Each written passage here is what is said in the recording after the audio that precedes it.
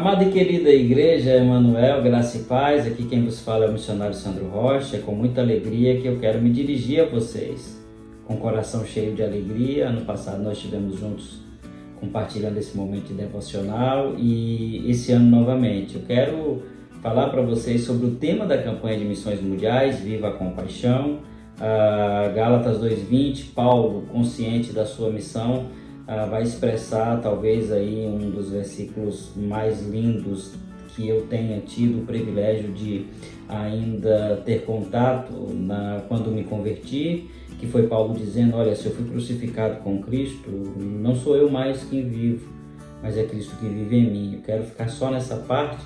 e recapitular um pouco, um pouquinho da história do apóstolo Paulo. Paulo havia sido encontrado por Jesus e nesse encontro, entre tantas coisas, Jesus está dizendo: olha, eu estou te chamando, quero mostrar o caminho em que você deve andar e eu quero que você seja um pregador da minha palavra e que esse evangelho da graça que te alcançou possa alcançar a outros. Mas não só a partir de uma perspectiva dentro da própria realidade onde o apóstolo Paulo estava envolvido, mas talvez é a figura no Novo Testamento que mais entende a transculturalidade do Evangelho,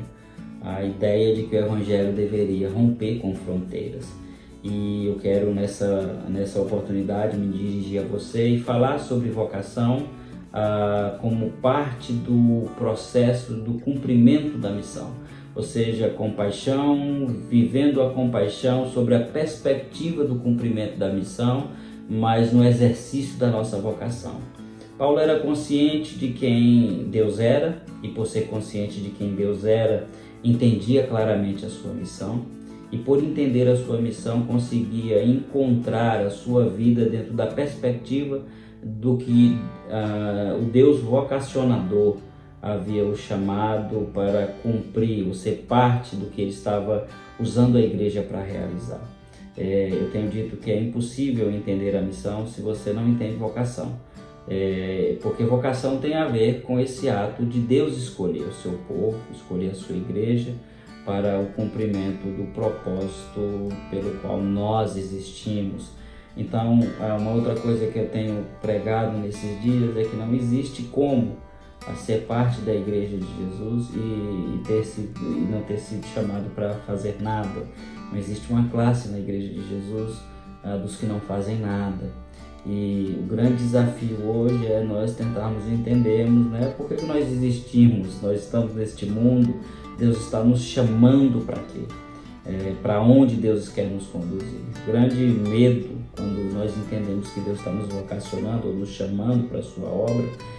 para onde Deus vai me levar, E eu tenho falado para as pessoas que eu tenho tido o privilégio de acompanhar que o lugar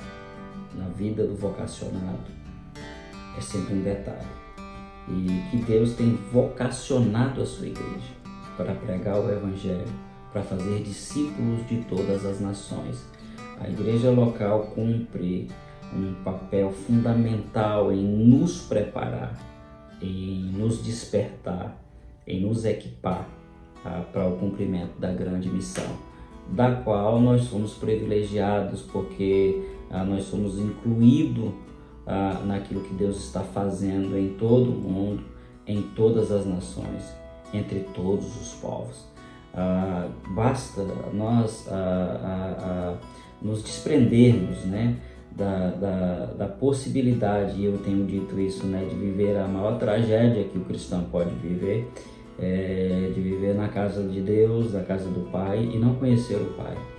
Ou seja, viver uma vida onde a salvação é uma realidade entre nós, mas desassociado daquilo que é a vontade de Deus para mim. E eu tenho dito para as pessoas que eu tenho tido o privilégio de acompanhar alguns vocacionados pelo Brasil e fora dele, de que a única coisa que Deus nos pede como igreja é que nós possamos obedecê-lo, nos colocarmos à disposição dele, na certeza de que os próximos passos ele nos mostrará. Por isso que Paulo era consciente, porque Paulo entendia que a sua vida estava nas mãos do rei e por estar nas mãos de Deus, os próximos passos, os próximos lugares, as próximas ações, os próximos sonhos, os próximos envolvimentos com qualquer que fosse o projeto, seria sempre Deus que lhe mostraria o caminho. Eu quero te convidar nessa devocional a pensar um pouco sobre isso, e se você talvez viveu até os dias de hoje, talvez negociando parte da vida cristã que Deus te chamou para viver, eu quero te desafiar a se entregar totalmente, porque você ainda será surpreendido com tantas maravilhas que Deus ainda realizará através da sua vida para a glória dele mesmo. Nesse momento que o mundo vive dias difíceis, momentos onde nós não temos resposta para tudo que está acontecendo, momentos de tensão, guerras, pandemias e tantas dificuldades, eu acho que vai chegar um momento que a única coisa que vai nos restar é a convicção